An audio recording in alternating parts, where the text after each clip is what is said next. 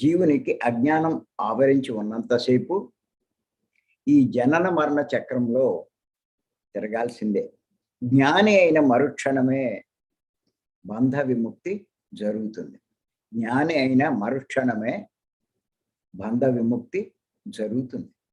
గబగబా చెప్పేస్తే ఏం లాభం లేదు. అలా బంధ విముక్తి ఎప్పుడు అంటే జ్ఞాని అయిన మరుక్షణం. అలా ఎందరో మహాత్ముల జీవితాల్లో ఇలాంటి స్థితి మనం చూస్తాం. జ్ఞాని అయిన మరుక్షణమే బంధ విముక్తి జరుగుతుందని చెప్పి తెలుసుకున్నాం. ఇలా జ్ఞాని అవ్వగానే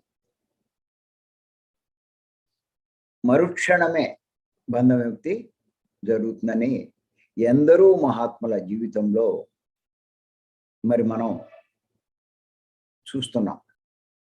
అలా క్షణమాత్రంలో తనకు కలిగిన జ్ఞానంలో సిద్ధార్థుడు గౌతమ బుద్ధుడు అయ్యాడు. సిద్ధార్థుడు గౌతమ బుద్ధుడు అయ్యాడు. ఇది క్షణమాత్రంలో జరిగింది. ఏ క్షణంలో అయితే ఆయనకి జ్ఞానం పొందాడో ఆ క్షణం బుద్ధుడైపోయాడు ఆయన.